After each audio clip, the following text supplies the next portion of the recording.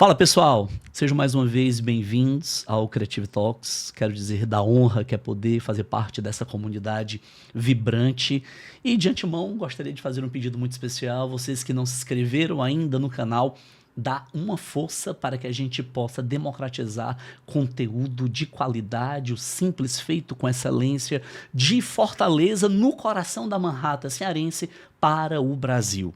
Queria dizer para vocês que hoje nós temos um convidado que é muito ilustre para nós. Obrigado. Ele é extremamente inteligente, ele é cientista, a gente está falando de Henrique Altran. Ele lidera um trabalho notável na nutrição. Poderia até chamar de reprogramação alimentar, caso ele queira depois me corrigir ou explicar, assim ele fará, mas já é um momento de, digamos, de provocação. Somando-se a isso, o canal dele, pessoal, que é um sucesso. Você segue o canal da Creative, aciona as notificações, mas vai lá e segue também o Rebelião Saudável. Passa a seguir e aciona também as notificações para que você possa ter acesso a todas as informações e as novidades pertinentes. Queria também lembrá-los que nós temos quase 200 mil visualizações. Isso é uma conquista expressiva para nós. E você faz a grande diferença dentro da nossa caminhada. Gostaria também de falar dos nossos diferenciais. Nós temos Apturi, Amara, uma infraestrutura de audiovisual profissional, com Lark, com Shure, com Saramonic. Os nossos tripés são Milibu, as nossas câmeras Canon, o simples feito com excelência, e nós devemos tudo isso, pessoal, à MCI, a Multicomercial Imports, que está aparecendo aqui, ó, o logo deles, aqui embaixo na tela. Eles é que financiam todos os nossos episódios.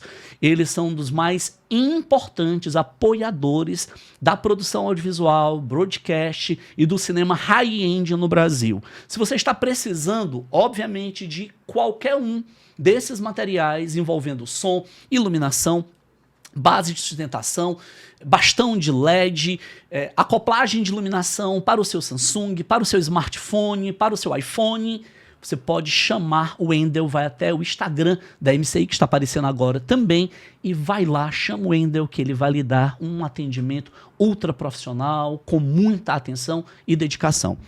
Henrique, uma honra ter você aqui conosco. Eu quero dizer da alegria que é para nós. Nós tivemos um bastidor agora aqui pouco e eu tive uma espécie de anamnese com você sobre a sua rica história. Então, obrigado. Seja muito bem-vindo. Uma honra.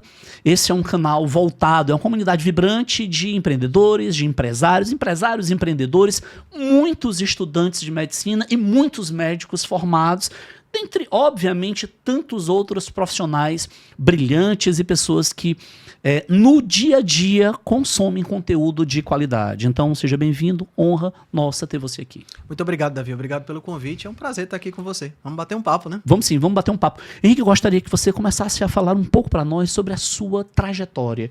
Como é que foi a trajetória do Henrique Altran, né? Como é que ele chegou ao Rebelião Saudável? Como é que ele chegou à condição de nutricionista?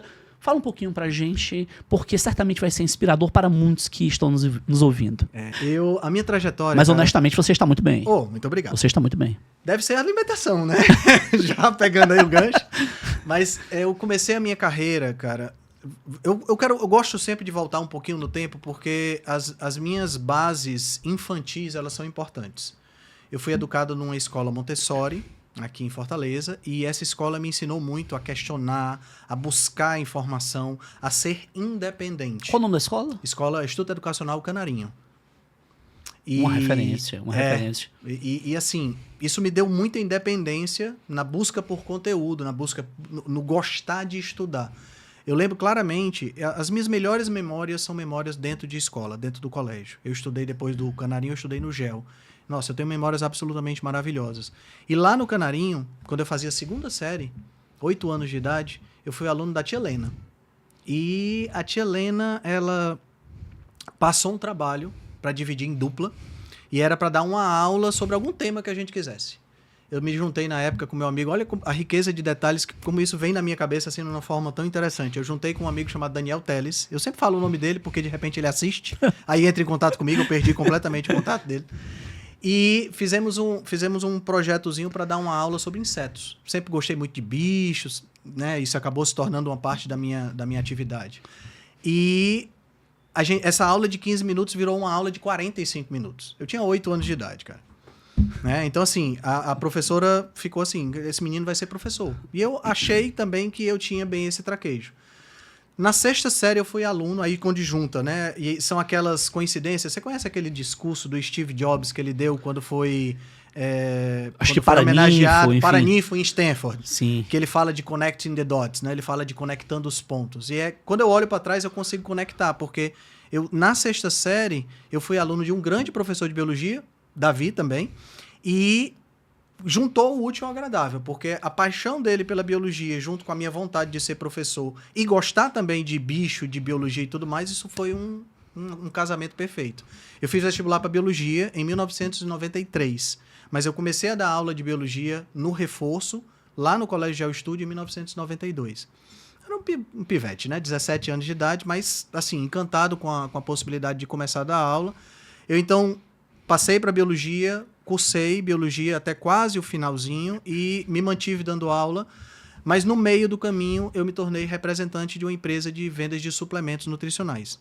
A ideia era que, infelizmente, a atividade de professor é uma atividade que não é tão bem remunerada, mas sim, nessa representação eu iria ter uma certa liberdade financeira.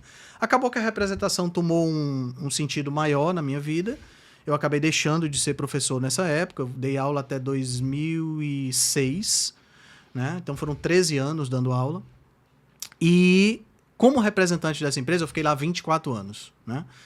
E é uma empresa, na realidade, uma empresa muito grande, uma multinacional, e que ela tinha uma proposta nutricional que, na época, parecia ser o ideal. Em 2018, eu fiz vestibular para nutrição, né? Passei na Uninasal e comecei a cursar a nutrição, inicialmente de forma EAD, né?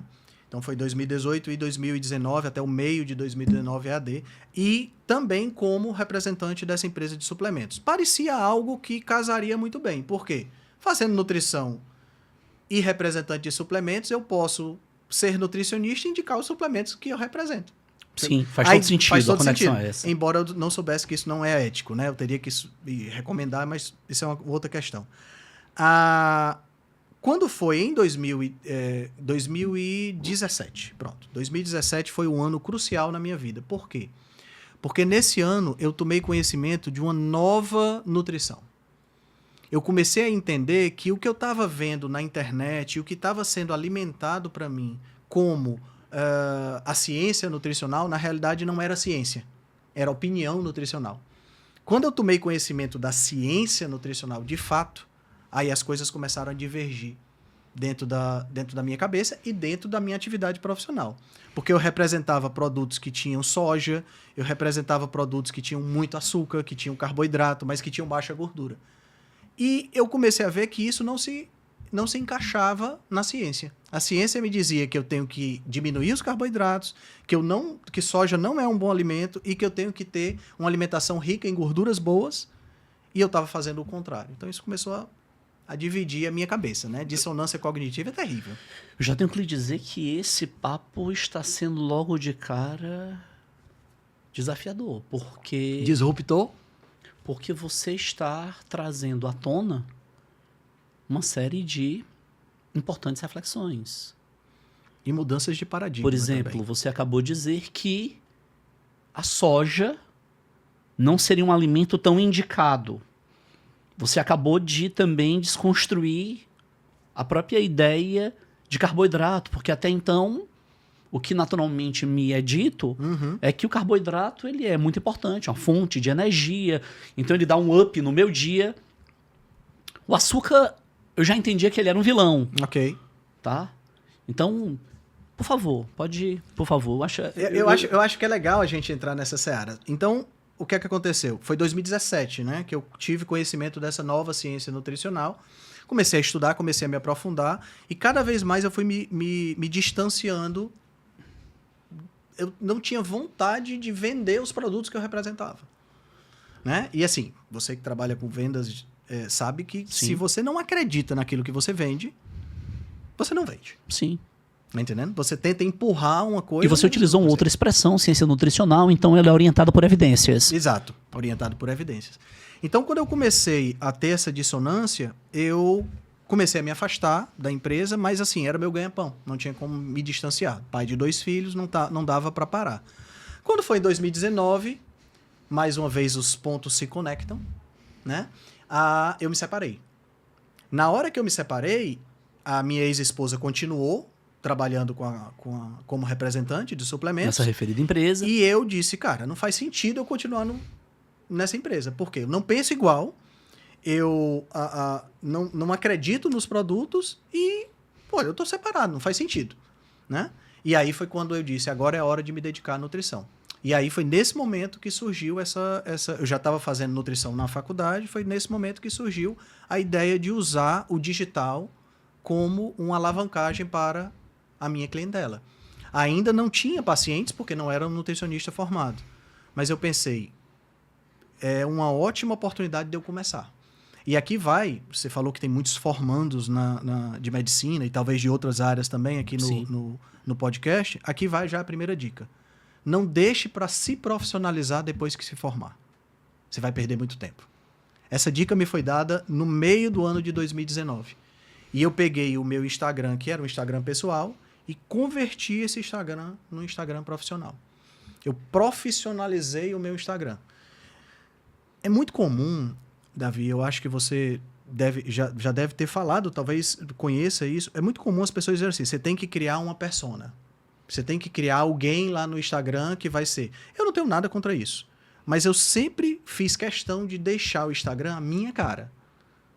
O Henrique que você está vendo aqui é o Henrique que você vai ver em casa com os filhos e é o Henrique que você vai ver no Instagram. Mas eu penso que isso funciona. Funciona. As pessoas querem autenticidade. As pessoas querem saber se você é de verdade. Exatamente. Isso funciona. Então, às vezes, eu falo, por exemplo, eu posto lá, por exemplo, no Instagram, que eu estou comendo algo que eu não indico para as pessoas. E as pessoas ficam, como assim você come? Eu sou gente. Eu não sou um robô. Sim. Tem um vídeo que eu fiz o ano passado, que é exatamente o título do vídeo, Eu Não Sou um Robô. Né? Então, em 2019, eu comecei a profissionalizar o Instagram. E aí me veio a ideia. Como fazer para atrair pessoas em prol de um foco comum? E aí veio aquilo que eu te falei nos bastidores, que foi o livro do Steve Jobs. Na verdade, não do Steve Jobs, o autor chama-se Carmine Gallo. É um livro fantástico ensinando como fazer apresentações em PowerPoint, que são os segredos das apresentações do Steve Jobs. E aí, lá tem: arranje, crie, faça um inimigo. Que você consiga regimentar as pessoas contra aquele inimigo. O Steve Jobs fez isso no começo da Apple com a IBM. Em seguida, lá na frente, um pouquinho depois, com a Microsoft. Né? E essa ideia diz, putz, eu tenho que encontrar um inimigo comum que me permita ter pessoas que possam lutar contra esse inimigo. E que seja algo assim bem claro. Foi aonde eu vi. Tá muito óbvio. Ultraprocessados, indústria dos ultraprocessados e indústria farmacêutica. A indústria dos ultraprocessados que te vicia, porque são produtos altamente viciantes, te deixam doente. E uma indústria farmacêutica que te mantém doente para que você continue comendo as porcarias e, ao mesmo tempo, continue usando medicamento. Pronto. É o inimigo que eu precisava.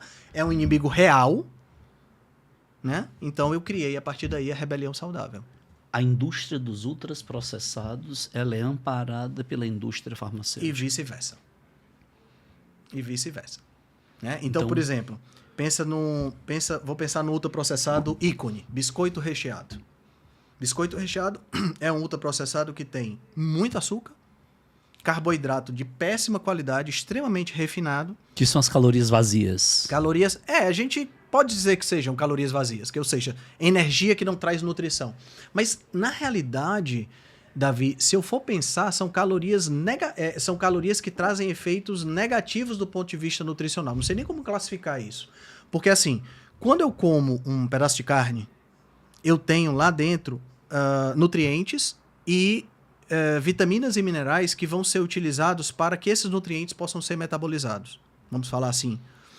Quando eu como um biscoito recheado, eu tenho fontes de energia lá dentro, gorduras e carboidratos refinados e gorduras de péssima qualidade proveniente dos óleos refinados de sementes. e eu não tenho os nutrientes que vão me ajudar nessa metabolização. Então eu vou ter que usar as minhas reservas para metabolizar.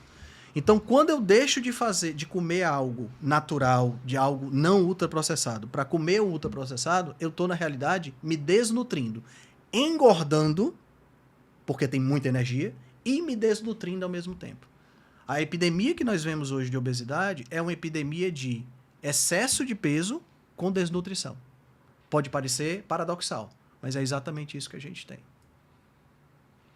Eu vou lhe dizer que eu faço essa pausa dramática aqui, impressionado com o conteúdo que você está trazendo para nós nesse momento. Porque impressiona o discurso de muitas autoridades em décadas anteriores da nossa história política, onde se falava muito fortemente de que o povo brasileiro, boa parte da população brasileira, ela passava fome, é uma população famélica. E nós não estamos, obviamente, querendo revisar isso. Realmente, a fome ela é real. Sim. Ela é real aqui no Ceará, ela é real aqui em Fortaleza, na periferia de Fortaleza. Sim. Ela é real no mundo. Mas, posteriormente a essa reflexão, a outra perspectiva analítica que é aberta para nós é o que você acabou de mencionar. Ou seja, por vezes observamos uma população pobre, e aí eu não estou dizendo que isso acomete só a população pobre, isso acomete todos os nichos sociais, todos os estamentos sociais, todas as classes sociais. Mas uma população que se alimenta mal, pela ignorância, pela deseducação e porque fica à mercê daquilo que os recursos podem vir a efetuar a compra. E tem um ponto extremamente importante aí, que é o marketing que é feito dos ultraprocessados como se fossem saudáveis. Por exemplo, você vê o biscoitinho de aveia, que é um ultraprocessado, que custa 5 vezes, por exemplo, um bife, mas as pessoas preferem comprar o biscoitinho de aveia porque se diz dessa forma. Eu diria para você saudável. Que o meu mundo acabou de desabar, porque até então, até ontem, eu estava acreditando, pessoal, que eu estava fazendo, que era um sucesso. O biscoitinho lá, para mim, era um sucesso. Eu estava me sentindo, cara, olha, coisa saudável. Você tá vendo? Na minha casa não entra mais recheado. Ótimo. Certo? Mas o biscoitinho de aveia está lá porque, afinal de contas, nós somos saudáveis. Então, o biscoitinho de aveia ultraprocessado. Vou te falar o seguinte. Quando eu falei da questão da gordura e do carboidrato, você meio que se espantou. Perdoa a minha ignorância. O ultraprocessado é aquele se eu estiver enganado, por favor, que você me corrija e... Galera, talvez vocês pensem como eu estou pensando. Porque para mim o ultraprocessado é aquele que é facilmente absorvido, que não faz resistência, ou seja, o organismo não encontra barreira. Já eu vou sentir fome. Já eu vou sentir fome de novo. O que é ultraprocessado? Ótimo, essa é uma excelente pergunta. Inclusive essa classificação, processado, ultraprocessado, não processado, é uma classificação criada no Brasil e hoje exportada para o mundo todo. O Guia Alimentar Brasileiro, Davi, ele foi escrito pelo pessoal do NUPEM, que é um núcleo de pesquisa em alimentação lá da USP, liderado por um indivíduo chamado Carlos Monteiro, que é um dos cientistas brasileiros mais citados pela literatura internacional. E esse Guia Alimentar Brasileiro é um dos melhores guias alimentares do mundo, porque ele não fica te dizendo que você tem que basear a sua alimentação em 50% isso, 30% aquilo. Ele fica te dizendo assim, você tem que comer comida de verdade. Esse é o grande segredo do Guia Alimentar Brasileiro. E o Carlos Monteiro, ele criou o que é chamado de classificação nova. Essa classificação nova é a classificação que divide os alimentos em 4 grupos. Não processados, minimamente processados, processados e ultraprocessados. Desses aqui, os não processados e os minimamente processados é onde a nossa alimentação deve se basear. Que inclui o quê? Inclui frutas, vegetais, carnes, nos não processados, e nos minimamente processados, iogurte, queijo, que são alimentos que não são... eles são originados de uma fonte só originado de uma matéria-prima só que foi processada. Quando você chega nos processados e nos ultraprocessados, como é o caso, por exemplo, do biscoito recheado, aí o que você tem são ingredientes que são combinados para formar esse ultraprocessado. Chama-se, na literatura, até no próprio Carlos Monteiro, ele chama de alimento ultraprocessado. Eu retiro a palavra alimento. Porque para mim é assim, ou você tem alimento ou você tem lixo. Não dá para ter um alimento lixo. Eu penso dessa forma. Rapaz, nós temos um grande amigo, que é o Ibrahim Cavalcante, que é uma referência em cirurgias bariátricas. Uhum. E como um investigador, o historiador ele é um investigador. Então, acredito que eu seja razoavelmente um investigador. Eu tenho percebido que a obesidade ela é uma doença. Sim. E pelos números que nos são apresentados, 20% da população brasileira é obesa. Hoje já é um pouco mais. Um pouco mais do que isso, né? Hoje, para você ter uma ideia, Davi, aqui no Brasil nós temos 60% da população acima do peso. 60% acima do peso. Sobrepeso. Sobrepeso. E desses 60%, quase 30% já são obesos. Então a gente tem mais de 60 milhões de pessoas na obesidade. A situação dos Estados Unidos hoje é uma situação ainda mais grave. Eles têm quase 50% da população obesa. O índice de sobrepeso lá é assustador. E a última referência que eu tive de saúde, porque assim, a gente tem que pensar também em termos de saúde cardiometabólica, né? Então você pode estar, por exemplo, no meu corpo, uma pessoa magra, e não ter saúde cardiometabólica porque você se alimenta mal, porque você não dorme, porque você não pratica exercício, né? Lá nos Estados Unidos hoje, 93% da população não pode ser considerado saudável metabolicamente. 93%. Você tem 7%, na realidade 6,8% que pode ser considerado saudável. E assim, infelizmente, a gente importa tudo que é bom e importa tudo que é ruim dos Estados Unidos também, né? Isso está chegando aqui. Pessoal, vocês me conhecem, né? Eu sou muito de caras e bocas e tenho que dizer uma coisa para vocês logo de cara. Esse é o primeiro podcast do ano. Nós estamos abrindo esse podcast com o Henrique Altran, que é o pai do Rebelião Saudável. Aqueles que não seguem ainda comecem a seguir. Vai acontecer uma rebelião muito positiva nas nossas vidas. O apresentador Rocha que vos fala precisa também ter uma consulta com o Henrique Altran. Tá? Eu vou entrar aqui na fila. Pessoal, ele atende o Brasil, ele atende o mundo, vários pacientes fora do Brasil, tá? Fala inglês, é fluente, não é problema para ele isso. Então, essa é uma reflexão importante. Nós temos grandes projetos, nós temos propósitos, mas se a nossa máquina não estar bem, o primeiro a sofrer somos nós, mas os nossos stakeholders, aqueles que estão ao nosso redor, filhos, esposas, as pessoas que dependem de nós, os nossos companheiros, as nossas companheiras, os nossos familiares, os nossos amigos, irão padecer. Então essa é uma reflexão importante. Eu diria que é o day one do Creative Talks. Essa é uma reflexão. Gente, nós estamos tendo hoje o privilégio de escutar de um especialista, de uma referência no assunto. O canal tem dezenas de milhares de apaixonados por educação ou reeducação pela ciência alimentar. Então, essa é uma questão séria, né? Com todo respeito às demais religiões, mas nós estamos falando, a todas as religiões que existem, mas nós estamos falando de evidências, né? É a ciência alimentar, é a ciência da nutrição. Então isso é seríssimo o que está sendo abordado hoje aqui.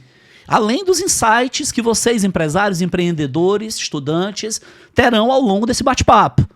Como empreendedor, como empresário que o Henrique é, tá? Henrique, você falou sobre um binômio que eu achei extremamente perigoso. De um lado, a farmácia. De um outro lado, a indústria de alimentos. Muitos não entendem essa dicotomia, ou essa união, ou os antagonismos que existem aí. Uhum. Eu queria que você explicasse para nós onde é que... E outro detalhe, eu sei que esse é um momento assim, né, uma erupção que está acontecendo aqui, uma verdadeira revolução, uma revolução saudável aqui no Creative Talks, mas eu gostaria também que, além de você falar sobre esses antagônicos que acabam se aliando em prol de um objetivo comum, que eu gostaria que não fosse a morte, né, nem a dependência, nem o vício, mas ao mesmo tempo eu gostaria também que você nos falasse qual é o caminho. Certo. Qual é o caminho? E aí eu não posso deixar de dizer isso agora pra você, rapidamente, é coisa de leigo. Quando eu vou com os meus filhos, a gente vai ali, né? Tá na diversão, tá no parque de diversão e tal, num parque temático. E eles amam os gels, eles amam as jujubas, eles amam... É viciante, né? Com todo respeito a Fini, tá, pessoal? Porque eu tenho que dizer pra vocês que eu sou fã. Eu sou fã, né? Mas é uma coisa viciante, porque parece-me que tudo aquilo que é carregado de açúcar cria uma memória afetiva, alimentar, e isso fica, por vezes, no nosso sistema nervoso, né? Fala um pouco pra gente primeiro sobre essas relações entre a indústria de alimentos e a indústria farmacêutica, tá? E qual é o caminho, qual é a solução para nós, mortais? Cara, eu vou voltar um pouquinho no passado. Por favor. Tá? Eu vou voltar para o começo do século passado. Começo do século passado, não existia registro de diabetes. Simplesmente não existia. Começo dos anos 1900, ninguém sabia o que era diabetes. O que se sabia era o diabetes tipo 1, que é um diabetes que acontece quando a pessoa, que é uma coisa mais genética, uma doença autoimune, é aquela pessoa que precisa injetar insulina e tal. Diabetes tipo 2, que hoje tem pelo menos 10% dos brasileiros diabéticos, e mais um outro tanto, possivelmente até maior do que isso, de diabéticos que não sabem que são diabéticos, porque é uma doença silenciosa. Não existia no começo do século. Você contava nos dedos as pessoas que morriam de doença do coração. Aí você pergunta, o que foi que mudou? O que mudou foi que, a partir do momento em que a gente começou a influenciar a alimentação das pessoas através de um ajuste empresarial, vamos chamar assim. Vou falar o primeiro. Em 1911, a Procter & Gamble lançou um produto chamado Crisco. A Crisco era um produto feito à base de óleo de semente de algodão. O Crisco significa Crystallized Cottonseed Oil. Esse Crisco foi colocado no mercado porque o algodão era retirado, a fibra, servia para fazer roupa, e sobrava a semente e não se sabia o que fazer com a quantidade de semente que estava sobrando. Começou-se a usar como combustível para acender lamparina. Só que veio um cara chamado Thomas Edison e resolveu o problema inventando lâmpada. Não se usava mais para iluminação. O que é que nós vamos fazer com essas sementes? Vamos transformar isso em óleo e vamos dizer que é comestível. E foi assim que a coisa começou. E aí, a Crisco, quando chegou no mercado, ela chegou no mercado com uma gordura que é uma gordura de péssima qualidade, uma gordura que tem características de mexer com o metabolismo da pessoa. A galera que tá nos assistindo já parou de comer. Quem tá nos assistindo... Se tiver alguém comendo, já parou de comer, verdade. Já parou de comer. Aí, eu vou só fazer um pedido pra você. Me ajude. Eu vou só fazer um pedido. Não desligue. Não desligue, por favor. Pô, Davi, eu tô mordendo aqui o recheado. Não desligue ainda, por favor. Nos dê uma chance. Eu tô na sua mesma situação. Eu tô com sobrepeso. Tá? Não desligue. Eu tô, inclusive, já aqui, ó, marcando a consulta com o Dr. Henrique, tá? Por gentileza. E cara, aí, um ajuste empresarial. O cara vai pegar aquilo que era utilizado como base de fomento para energia, para iluminação. Lubrificante. Porque, veja bem, quando eu extraio o óleo da semente de algodão, ele é uma coisa pastosa e feia. Mas com o desenvolvimento de sistemas de alvejamento, sistemas de purificação químicos, eu consigo tirar a sujeira e deixa uma coisa limpa, que você vê hoje quando você vai no supermercado e vê lá óleo de soja, óleo de semente de algodão, óleo de canola, óleo de milho, óleo de girassol, tudo isso. Aquilo não é saudável. São os piores tipos de óleo que Nem você o de pode girassol. encontrar. Nem o de Aquela girassol. coisa linda, o girassol. Nem o de girassol. São os piores tipos de gordura que você pode imaginar. Eu não gosto nem de chamar de óleo vegetal. Eu prefiro chamar de óleo refinado de sementes. Parafraseando um host, que é o Thiago Brunet, rapaz, o RH não me ajuda, porque durante muito tempo a minha secretária, ela utilizava óleo de girassol, nos vendendo a ideia, e a gente comprando essa ideia pela ignorância, que era a melhor coisa, não, mas é de girassol. Deixa eu te falar. Então a Crisco, ela entrou pesado, Procter & Gamble. Nós não estamos falando de uma empresa pequena. Sim. Inclusive a Procter & Gamble antes disso, trabalhava com cosméticos. Ela entrou no mercado de alimentos com o Crisco. Quando ela entrou, ela começou a fazer propagandas formidáveis. Então o Crisco era uma gordura limpa, não era banha de porco. Banha de porco vem de um bicho que é sujo. Crisco vem de um laboratório brilhante, limpo, feito por cientistas. E ela não fez só essa propaganda para as donas de casa. Ela entrou no meio médico. Você tem um livro de receitas que era entregue para os médicos, capa vermelha, letras douradas. Para te fazer, como médico, recomendar esse troço ao invés de recomendar uma gordura natural, como é a banha de porco ou a manteiga. E isso mudou. E na medida que isso mudou, começou-se a causar essa questão. Mas aí é que está o ponto. Você muda a gordura e ao invés de você ter... Lembra que eu te falei que não tinha doença cardiovascular? A doença cardiovascular começou a aumentar. Por que a doença cardiovascular começou a aumentar depois desse tipo de mudança? Aí vem, em 1950, um cara chamado Ancel Keys. Ele é uma ferramenta fundamental nessa grande crise de saúde que nós temos hoje. Esse cara veio com a hipótese, ele tinha muita fama porque... O nome dele? Ancel Keys. Ancel Keys.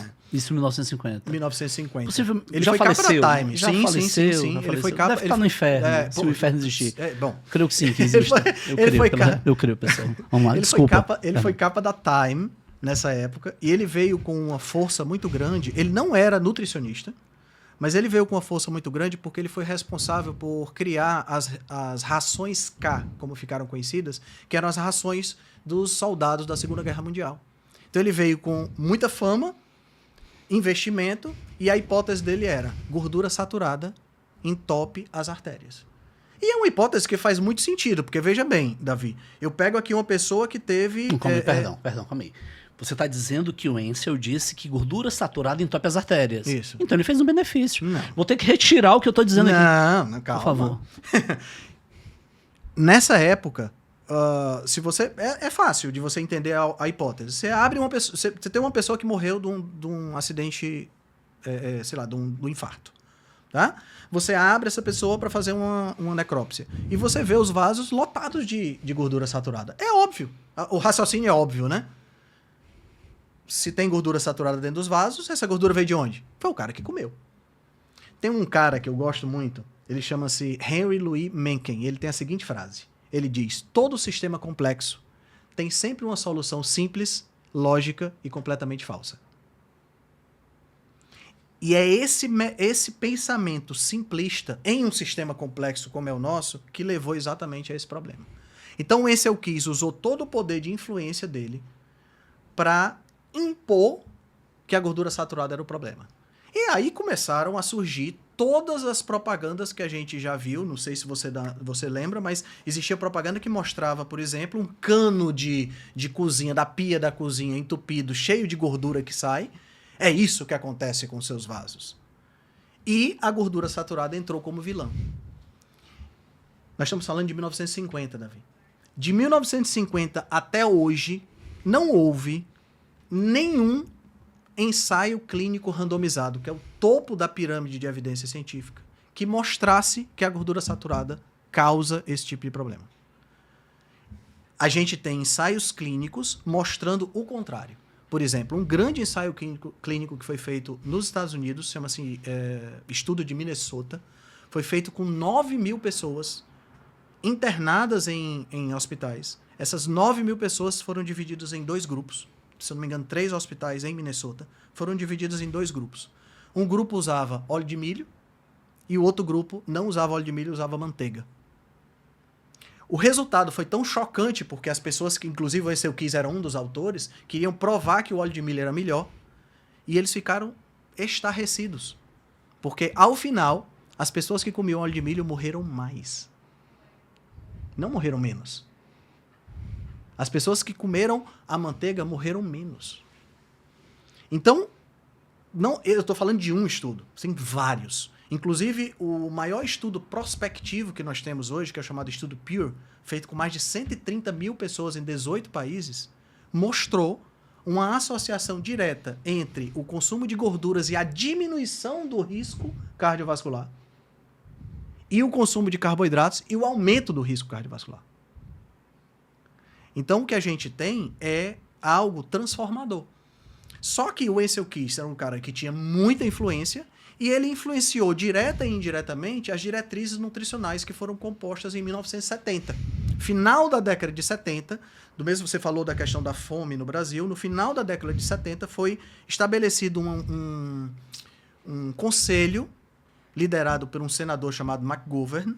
Esse conselho, ele era um conselho que visava acabar com a fome nos Estados Unidos. E conseguiu. E aí, depois que eles conseguiram erradicar o problema de fome, eles voltaram para... Por que as pessoas estão adoecendo tanto? Tem alguma coisa a ver com a alimentação. E eles foram analisar isso. Só que era um conselho composto de senadores, repórteres e advogados, que iam escutar os cientistas. Então não eram pessoas que tinham capacidade técnica para definir as coisas. E o próprio senador McGovern, ao final da semana que eles escutaram os cientistas, ele abriu a boca para dizer assim, muitos cientistas disseram, a gente não pode tirar a gordura saturada das pessoas. Substituir a gordura saturada por carboidrato não tem evidência. A gente pode ter problemas. Sabe o que o senador McGovern disse? Ele disse uma frase que ficou célebre. Ele disse assim, nós, políticos, não podemos nos dar o luxo que vocês, cientistas, têm de ter todas as evidências em mãos. E nessa brincadeira surgiram as primeiras diretrizes. E as primeiras diretrizes recomendavam acima de 55% de carboidrato para as pessoas. Na alimentação. Na alimentação. Então, esse conselho era um conselho vinculado ao USDA, que é o Departamento dos Estados Unidos de Agricultura. O que é que acontece? Se eu decido que a alimentação das pessoas precisa ter 50% de carboidrato, quem é que eu vou subsidiar? Trigo, arroz, milho. E aí, esses subsídios fez com que as empresas começassem a produzir produtos que agora não tinham carboidrato e não gordura. Foi quando surgiu o leite desnatado. Foi quando surgiu o iogurte desnatado. E o que é que o iogurte desnatado e o leite desnatado tem? Açúcar. Porque se você tira a gordura, como é que fica? Sem sabor. Aí eu boto açúcar para poder se tornar palatável. Então, essa história de criticar a gordura saturada, ela não é baseada em evidências fortes, e não só isso. Ela deu vazão para invasão de duas coisas. Deu razão para invasão dos açúcares, e hoje você tem açúcar em praticamente tudo, até pão que não é doce tem açúcar. E você deu vazão... Impressionante isso. E você deu vazão para o uso dos óleos refinados de semente. Você sugeriu, porque se eu não posso usar gordura saturada, então eu tenho que usar uma gordura diferente. Qual é a gordura? Dos óleos refinados de semente. Então eu vou usar óleo de soja, vou usar... Só que essas gorduras, elas são gorduras... Pensa comigo, você já comeu milho? Sim. Já ficou com... Quando você come milho, você fica com a boca toda gordurosa? Não. Imagina a quantidade de milho que não é necessário para se extrair 1 litro de óleo de milho. É uma quantidade enorme. Isso não existe na natureza. É totalmente diferente de você comer uma carne. Tá entendendo? Então, toda essa trajetória é muito bem descrita, é um livro absolutamente maravilhoso. O pessoal que está assistindo a gente, se quiser adquirir, é um livro muito bom, chama-se Gordura Sem Medo, de uma jornalista norte-americana que hoje virou uma paladina, uma lutadora contra essa questão das diretrizes nutricionais. O livro é todo baseado em evidência, são quase 100 páginas só de evidência que o livro tem. Chama-se Nina Teicholz. O livro é maravilhoso, tem traduzido para o português.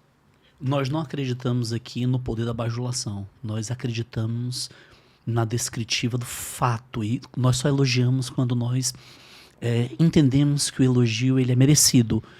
Mas eu tenho que lhe dizer com toda humildade, Henrique, Eu estou hoje diante aqui nesse Creative Talks Day One 2025, cara, diante de um grande especialista, de um intelectual, um cara apaixonado pela ciência e que consegue revelar, transformar o científico em algo popular. Ah, obrigado, cara.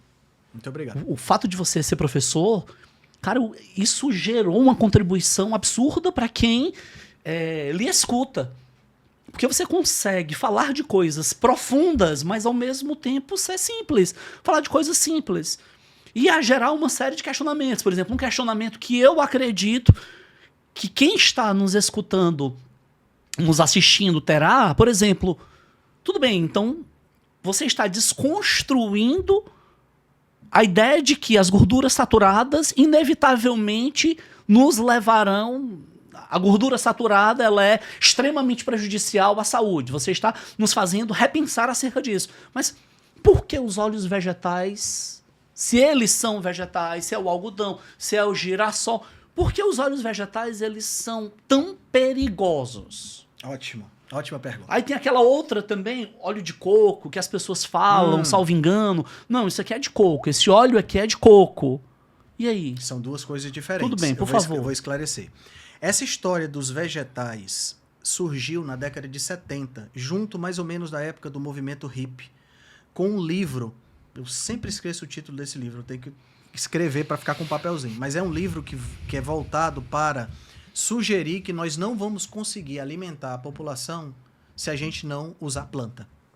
Só que as plantas, elas são não só nutricionalmente inferiores, como elas são agressivas para quem as come. Isso pode parecer estranho, mas eu vou explicar de forma bem tranquila. Todo bicho tem ferramentas de defesa. Tem chifre, tem garra, tem dente, pode sair correndo. Sim. Por que a gente acha que as plantas não têm mecanismos de defesa? Por que de 600 milhões de anos de evolução, as plantas evoluíram para serem boazinhas e não se defenderem e gostarem de serem comidas? Isso é uma reflexão importante. Não. Elas evoluíram, mas elas não têm como se defender do jeito que os animais se defendem. Então, o que é que elas criaram? Elas têm um arsenal bioquímico de defesa. Substâncias químicas que, quando ingeridas, causam problemas e impedem os herbívoros de continuar comendo. Vou dar só um exemplo que normalmente é o exemplo mais comum. Um arsenal bioquímico de defesas. As lectinas. As lectinas são substâncias que estão praticamente em todos os alimentos, inclusive nos animais. Mas nas plantas, essas lectinas têm capacidade de aumentar o que a gente chama de permeabilidade intestinal, gerando inflamação intestinal que pode gerar doenças autoimunes, síndrome do intestino irritável, doença de Crohn e uma série de outros problemas. Você já deve ter ouvido falar que tem muita gente que não pode comer glúten. Sim. Doentes celíacos não podem nem ver glúten, que já tem problema. Mas tem muita gente que tem o que a gente chama de intolerância celíaca ou intolerância não celíaca ao glúten. Ela come, não tem um problema tão sério, mas se sente empachada, tem diarreia, sente que não digeriu bem. O glúten é uma lectina. Entendeu? Então, o que é que acontece? As plantas não são boas fontes de nutriente. Ou seja, o glúten faz parte de um sistema de defesa da própria natureza. Da própria natureza. Aí, o que é que acontece? As plantas, então, elas têm esse arsenal bioquímico de defesa e, ao mesmo tempo, quando você compara do ponto de vista nutricional, uma planta com um alimento de origem animal, as plantas são muito inferiores. Por quê? Porque elas têm uma grande quantidade de água, uma grande quantidade de fibra que também servem de defesa, e poucos nutrientes. Quando você pensa nessa época, né, na década de 70, que surgiu esse livro e que todo mundo começou a falar sobre essa questão de que tem que plantar mais e tudo mais para poder alimentar a população, começou-se ao mesmo tempo, já que a carne é rica em gordura saturada, embora não seja a maior parte da gordura da carne, a maior parte da gordura da carne é a mesma do azeite de oliva. Ah, essa você não sabia também, né? Então, impressionado aqui. Então, o que é que acontece? Começou-se a se vilanizar a carne vermelha, começou-se a se vilanizar os alimentos de origem animal, e aí entra o marketing dos óleos vegetais, dos óleos refinados de semente, que permitiu que eles ocupassem esse lugar. Mas tem um fator fundamental, Davi. Eu disse para você que gordura saturada não causa problemas cardiovasculares. E está associado, inclusive, à redução de problemas cardiovasculares. Mas a gordura saturada está associada a um aumento do LDL colesterol. E aí a gente entra com outra indústria. Uma indústria poderosíssima, trilionária, que é a indústria farmacêutica. A gente consegue fechar o nosso elo agora. As estatinas, que são medicamentos de controle do colesterol, são os medicamentos mais bem-sucedidos da história. Com trilhões de faturamento. Eu não estou falando de bilhões. Estou falando de trilhões ao longo da sua história. Então, uma indústria de trilhões não vai deixar eu dizer que eu posso aumentar colesterol e não tem problema. Então, criou-se uma outra fama de que o colesterol é uma coisa ruim. Mas, meu amigo, eu só sou homem e você também, e as meninas que estão aqui só são mulheres por conta do colesterol. Nós só estamos aqui íntegros e não estamos derretendo que nem vela porque nós temos colesterol. Colesterol é fundamental para a nossa vida. E não é o colesterol o vilão. Mas o vilão são os óleos vegetais. Existem diversos mecanismos que eu poderia investir tempo aqui para explicar. Mas um dos mecanismos é importante entender qual é a diferença do óleo vegetal, da gordura específica do óleo vegetal e da gordura saturada. A gordura saturada, como o próprio nome está dizendo, vou fazer uma analogia. Imagina um banquete, certo? Um banquete aí com uma mesa gigante. E aí, nesse banquete, você tem 18 pares de convidados, casais que você convidou. Numa ponta da mesa sentou você, na outra ponta da mesa sentou sua esposa. E os casais estão ao longo dessa mesa. Perfeito. Tá? Todos os casais compareceram ao seu banquete. Então você tem 18 casais sentados à mesa, o homem na frente da mulher e por aí vai. O mais importante entender é o quê? Isso que eu acabei de descrever é o que nós chamamos de ácido graxo.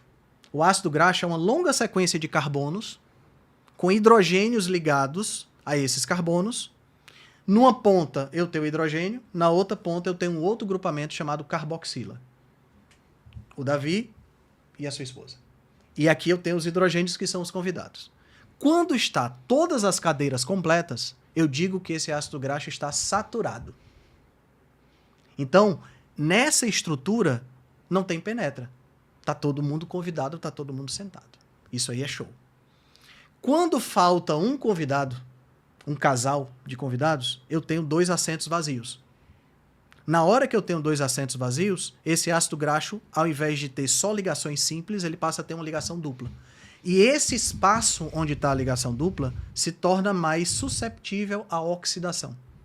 Quando tem uma ligação dupla, ou seja, um casal, nessa nossa analogia, faltou, eu tenho um ácido graxo monoinsaturado. Quando eu tenho mais de uma, eu tenho um ácido graxo poliinsaturado. Só a título de conclusão. Quanto mais ligações duplas, quanto mais casais faltarem ao banquete, Sim. mais espaço eu tenho para penetra. Sim. Consequentemente, mais oxidável é essa gordura. E o que é oxidar?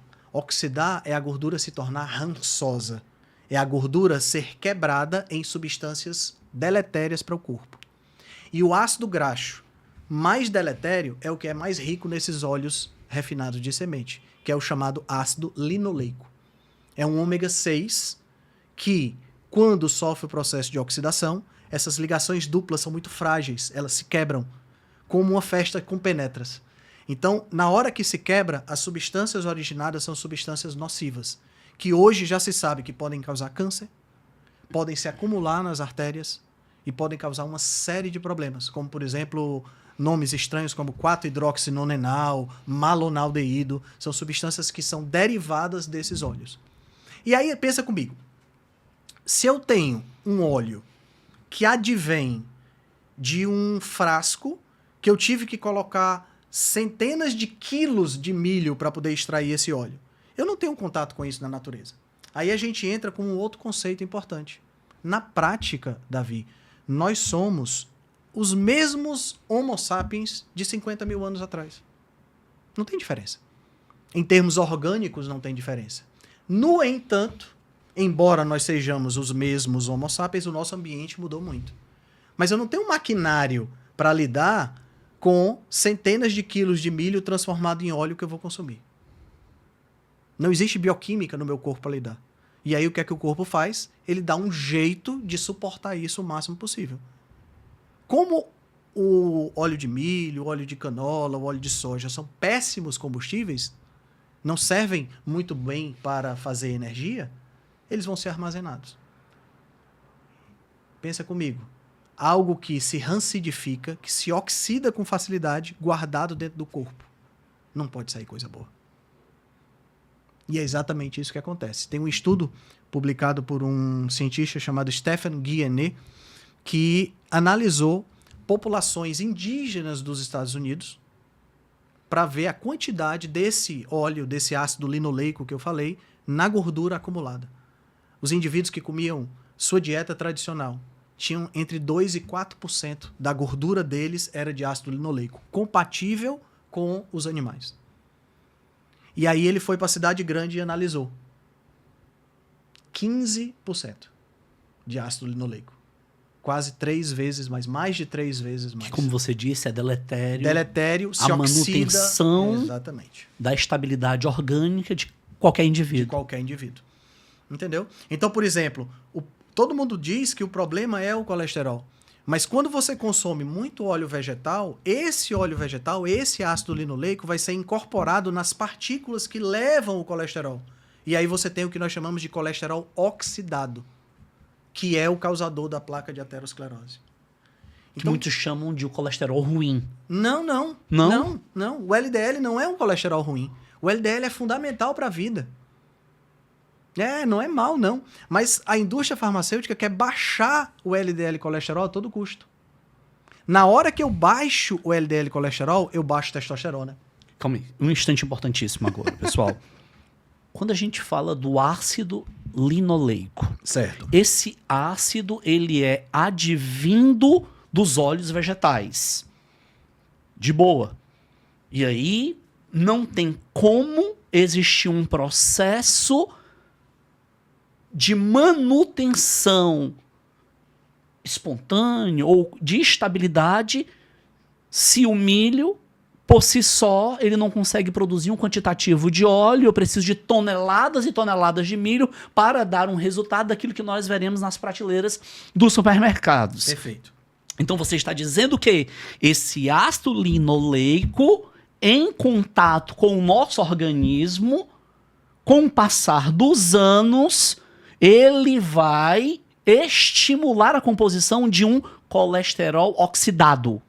Exatamente. E isso é extremamente perigoso, porque leva às famosas placas de ateroma. Perfeito.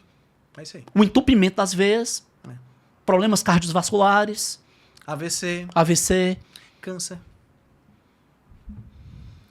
Se a gente parar para pensar, infelizmente eu não posso... Isso aqui é um privilégio pra gente, pessoal.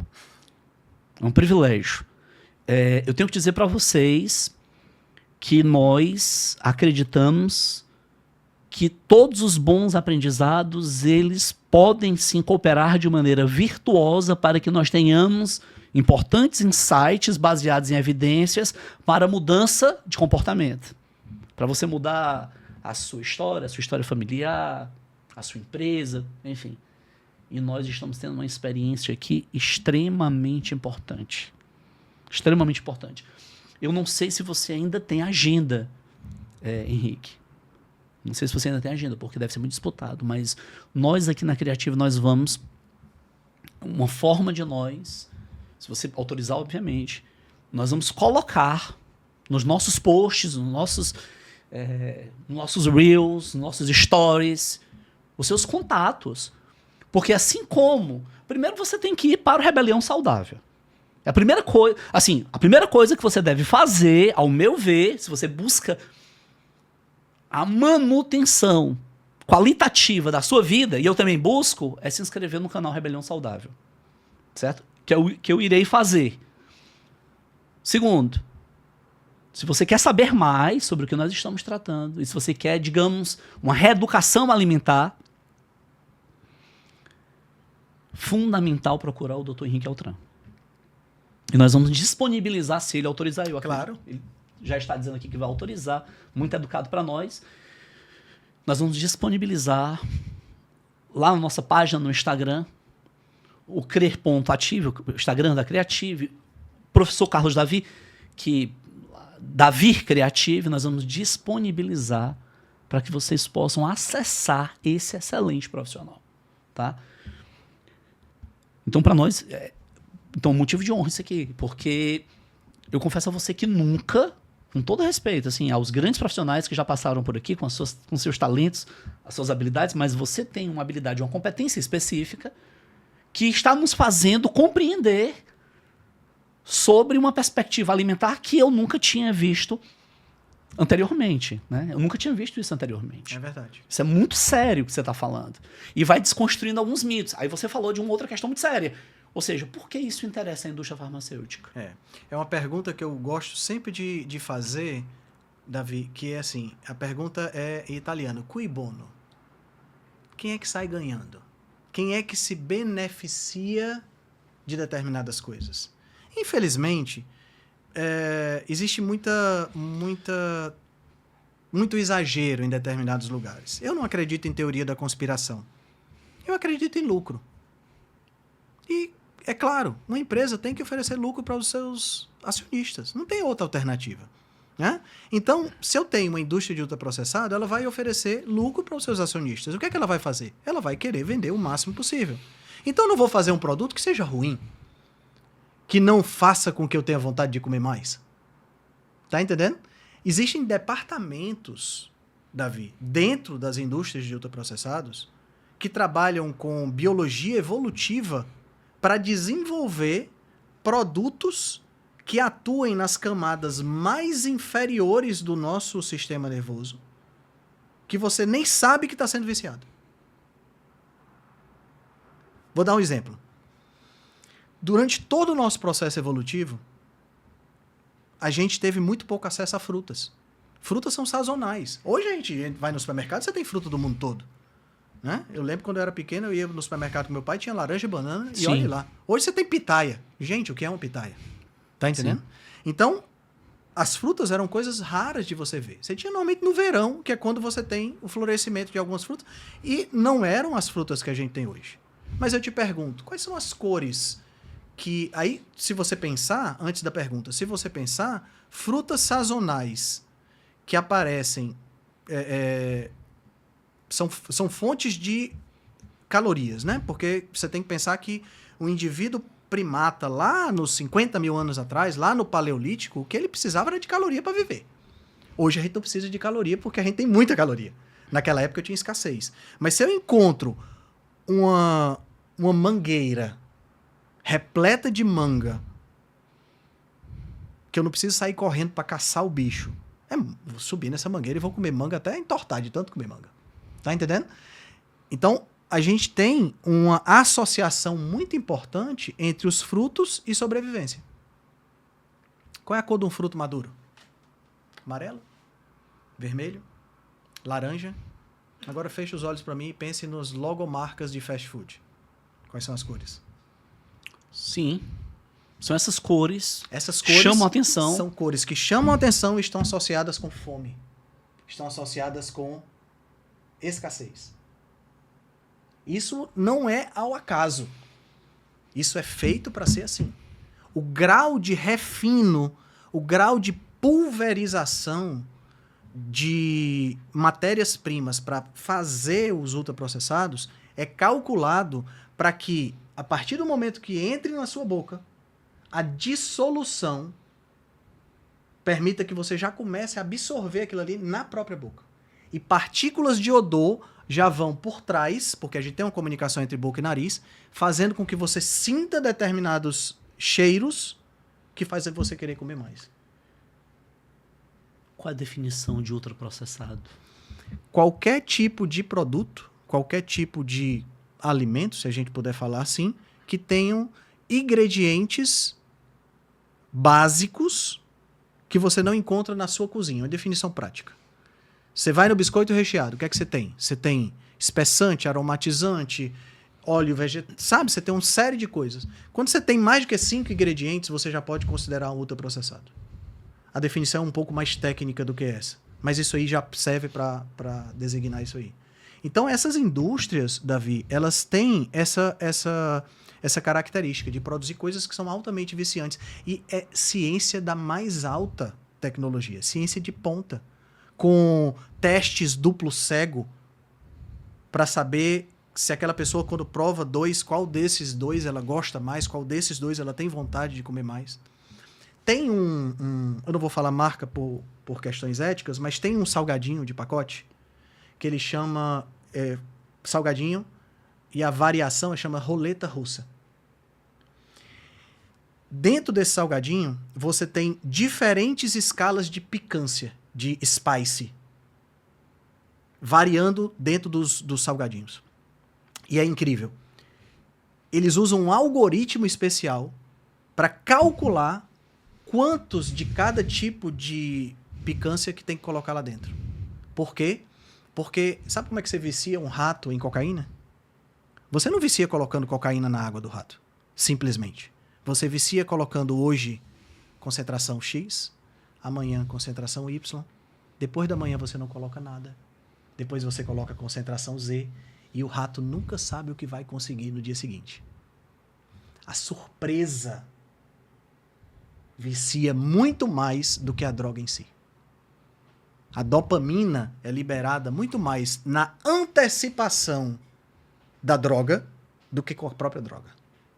Por isso é que a necessidade de droga vai aumentando também.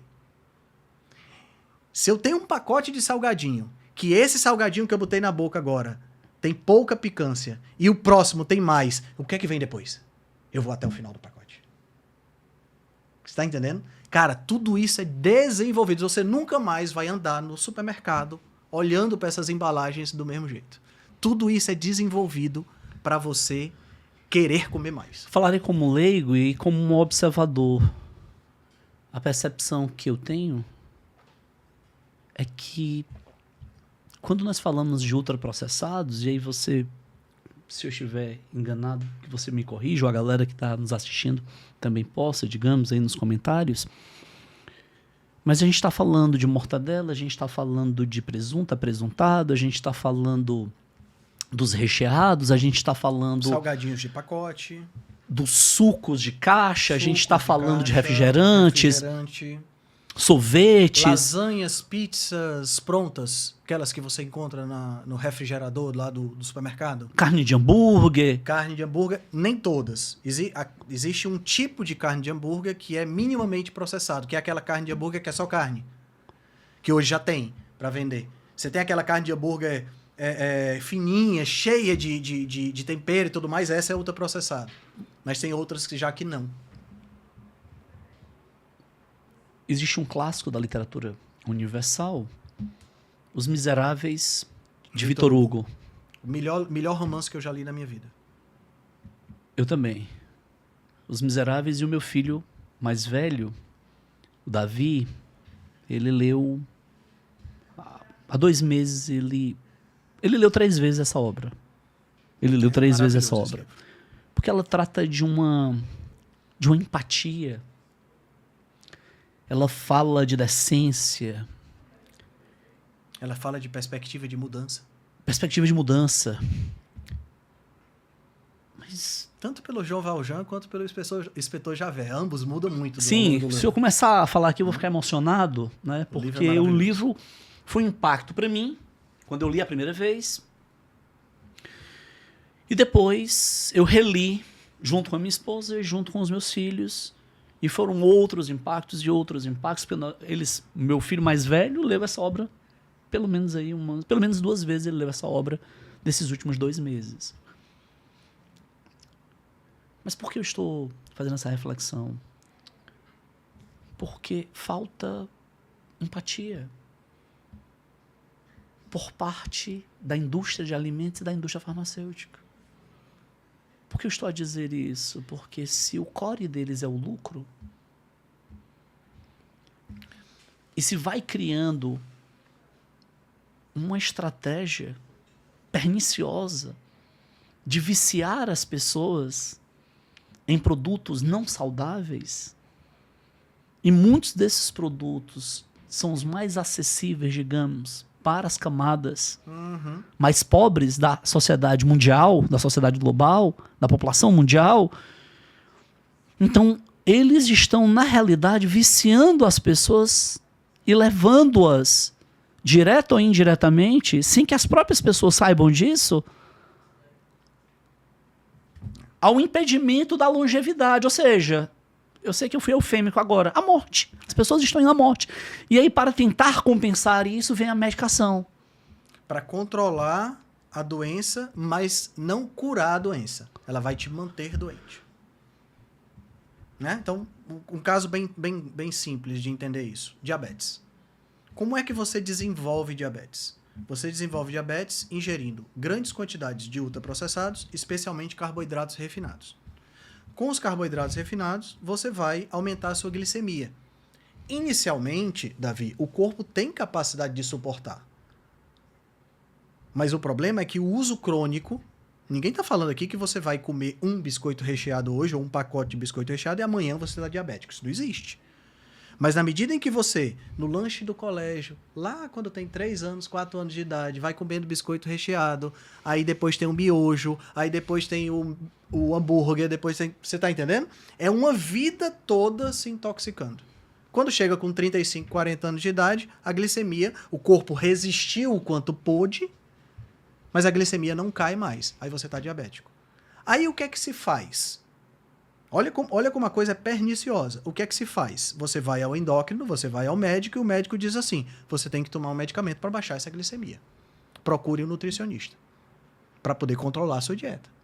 O médico passa um medicamento que baixa a glicemia, mas não corrige o problema, porque o problema não é a glicemia alta, o problema é a alimentação. Aí o indivíduo procura um nutricionista. E o nutricionista, a grande maioria dos nutricionistas, vai dizer o quê? Sua alimentação tem que ter 50% de carboidrato. Aí ele não fica bom do diabetes nunca. A indústria dos ultraprocessados e dos medicamentos ganhou um cliente pro resto da vida. Por que o carboidrato é um inimigo? Excelente pergunta. Excelente pergunta. O carboidrato, eu não diria... Davi, o carioquinha. Eu diria que não é o carboidrato que é o inimigo. As massas, enfim. O que é o inimigo é a proporção que ele está presente nas nossas vidas. O consumo, para além da necessidade energética diária de carboidrato, vou te dar um... o que é que ele gera Vou te dar de problema para nós? Vou te dar um panorama. A glicose é o principal carboidrato que circula no nosso corpo. Certo? O principal. Se você pegar agora o Davi, esvaziar todo o sangue dele e tirar toda a glicose, eu tenho 5 gramas de glicose circulando. 5 gramas, é uma colherinha de chá. Isso é um absurdo. Você não precisa dizer mais nada. Isso é uma loucura que você acabou de carioquinha, dizer. Você acabou de dizer uma loucura. Carioquinha Isso não existe. Tem 25 gramas de glicose. O que é que vai acontecer? A tua glicemia vai disparar. Tuf, lá em cima. Então, consumo de álcool, consumo... O que é que acontece quando a sua glicemia sobe? Absurdos. O que é que acontece quando a sua glicemia sobe? Existe um fenômeno que é uma reação que você observa quando você assa o queijo, por exemplo, na churrasqueira, que ele fica douradinho. Esse fenômeno acontece dentro do nosso corpo. Chama-se reação de Maillard ou glicação. Reação de browneamento pode ser chamada também. Essa glicação é uma reação da glicose com proteínas e material genético.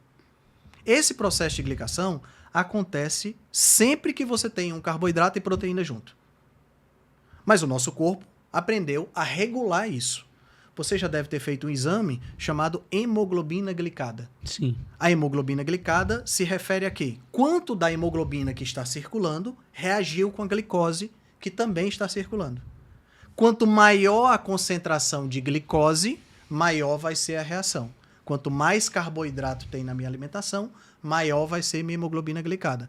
Henrique, qual é o problema? O problema é que quando a glicose reage com a hemoglobina deixa de funcionar. Ela para de funcionar. Então, se eu tenho, por exemplo, 5% de hemoglobina glicada, significa que 5% da minha hemoglobina não funciona e vai ter que ser reciclada.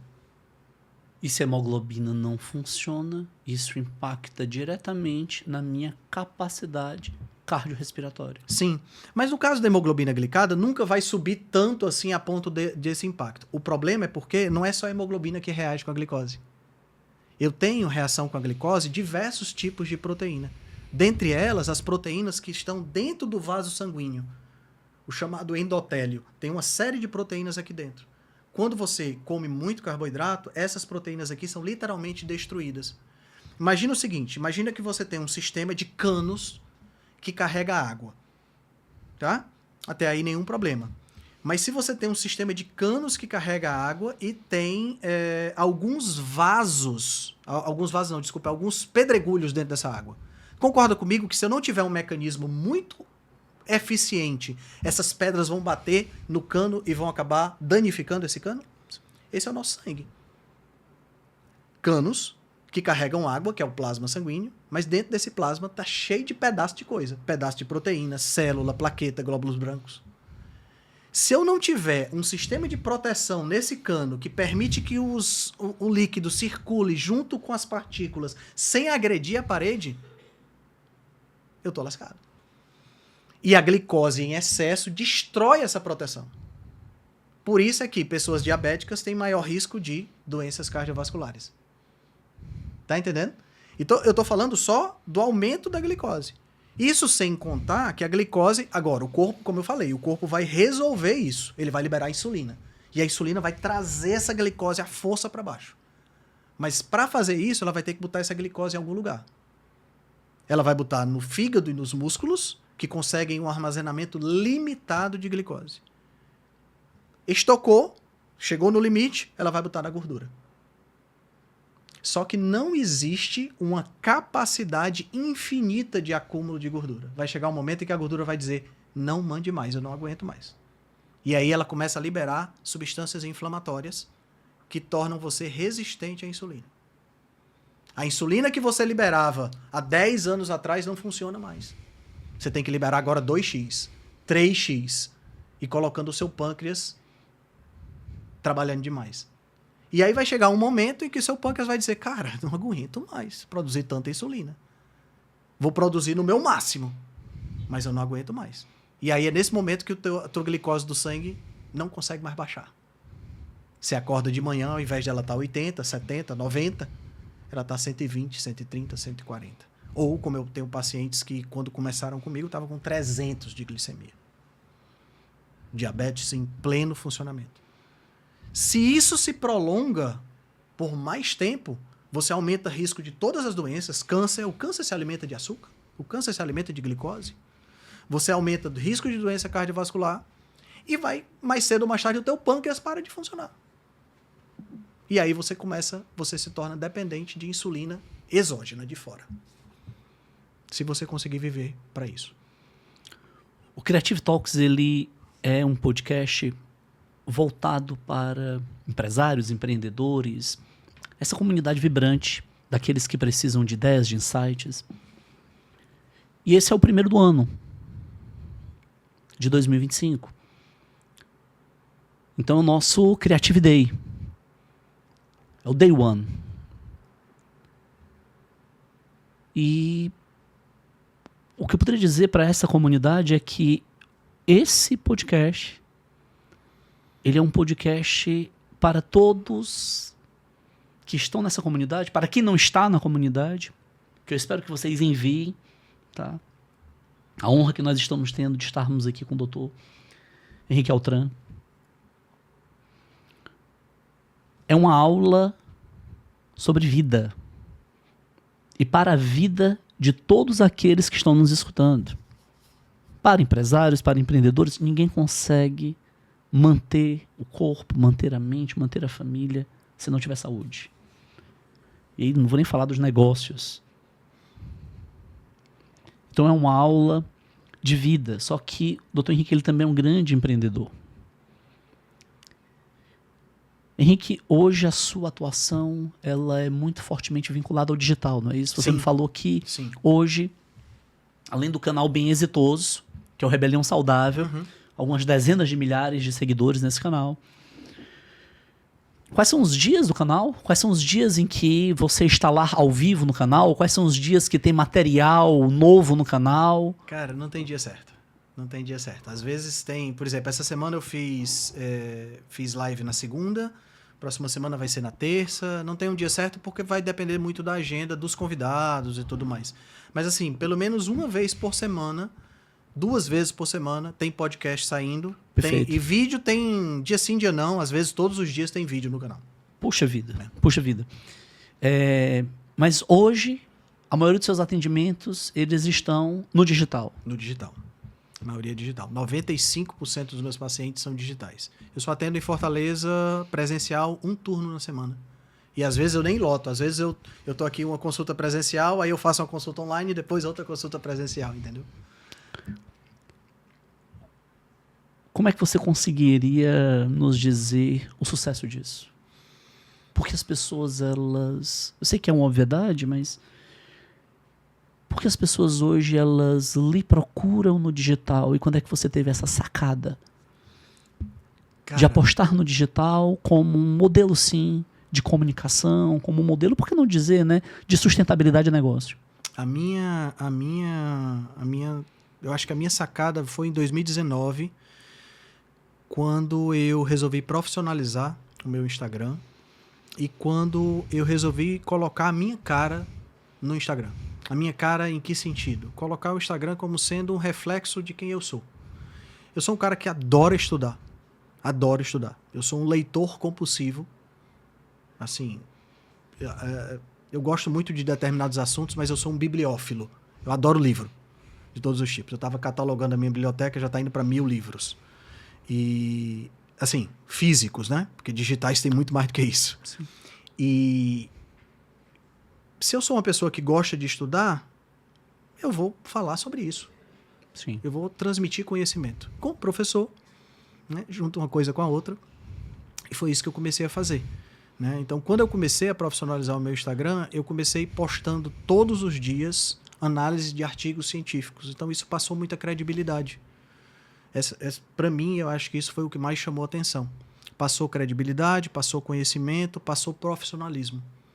E eu vejo que muitas pessoas, elas querem comunicar com o público leigo principalmente, e elas simplificam a tal ponto de tornar a coisa estúpida. Entendeu? Que sacada. Assim, eu acho que as coisas e por têm que ser... vezes subestimando... Isso, exatamente. Subestimando quem está lá na escuta, na audiência. Exatamente. É claro, você não vai agradar todo mundo. A gente precisa ter essa ciência. Sim. Mas a partir do momento que eu... A frase que me vem à cabeça, Davi, é assim: eu não posso fortalecer o fraco enfraquecendo o forte. Que poderoso é isso. Tá entendendo? Porque a partir do momento que eu trago o forte para baixo, sim, eu tô perdendo o exemplo. Sim. Tá entendendo? Mas é claro, eu tenho que comunicar também para o leigo. Então eu posso tentar simplificar, mas sem banalizar. Sim. Sem tornar simplório. Sim. E esse foi o meu caminho. Tá entendendo? O caminho que eu tento trilhar para tornar o conhecimento mais amplo, e mais penetrante para as pessoas, mas sem subestimar as pessoas. Eu gosto de fazer com que a pessoa entenda tudo, mas sobe sempre um pouquinho que ela vai dizer assim: putz, eu não entendi isso aqui, vou pesquisar. Eu gosto de dar essa autonomia. Qual é a arroba do seu IG? Henrique Altran. Então, Henrique Altran. Altran. A gente segue, @Henrique Altran, segue lá. Eu acredito que da mesma forma que para nós foi uma honra, um impacto tão positivo esse encontro, e a gente fala com muita verdade de coração, eu acredito também que será para você. Henrique, nós chegamos ao final desse encontro. Eu tenho que lhe agradecer pelo seu precioso tempo, né? Agradecer pelo seu precioso tempo. A Creative passa a ser, assim, com toda sinceridade mesmo, mais uma vez, né? Admiradores, né? Fãs. Nós lhe conhecemos através do Dr. Ivan. Uhum. Né? Então a gente passa até a honra de ter você conosco no nosso podcast, no nosso canal. E sei que você tem uma agenda muito intensa, mas caso você aceite outros convites, Claro. né, nós vamos trazer aqui para falar sobre temas de natureza diversa. Vocês que nos acompanham lá no nosso @, @Creative, nós iremos disponibilizar, tá? Ao longo desse momento e quando o podcast for ao ar, né, que vocês já estão vendo agora ele ao ar, obviamente no ar, nós já iremos disponibilizar nas nossas plataformas de comunicação e no nosso site, enfim, no nosso IG, os contatos, como você consegue acessar o Dr. Henrique Altran, tá? Foi muito relevante esse encontro, então só gratidão, muito obrigado pelo seu Davi, tempo, obrigado pelo papo. É uma conversa que nós iríamos ter uma conversa aqui de 1 hora e a gente avançou, foi muito mais além. Desde o momento que nós começamos a bater o papo, já existiu tração, você é um intelectual e um cara que consegue explicar com sabedoria. Então, muito obrigado pelo seu tempo, muito obrigado por essa aula sobre vida, que é tão importante nesse primeiro mês do ano. Obrigado, cara. Obrigado por ter me convidado, obrigado pela atenção e tô aí para qualquer outro convite. Vamos lá, a gente pode estabelecer assuntos específicos para falar. Isso. Pode ser. Eu também de repente acredito. fazer uma roda aqui, trazer o Dr. Ivan para cá, trazer o Dr. Arthur. Sim. Né?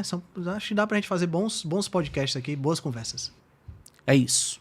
Gente, um abraço a todos. Gratidão. Você que não se inscreveu ainda, por gentileza, se inscreve lá no Revolução Saudável e se inscreve também aqui no canal da Creative. Eu acredito que nós teremos um ano espetacular, de muito trabalho, de muito estudo, de muita dedicação, mas para criar um conteúdo que possa entregar o simples com excelência. Um abraço a todos e até o próximo Creative Talks.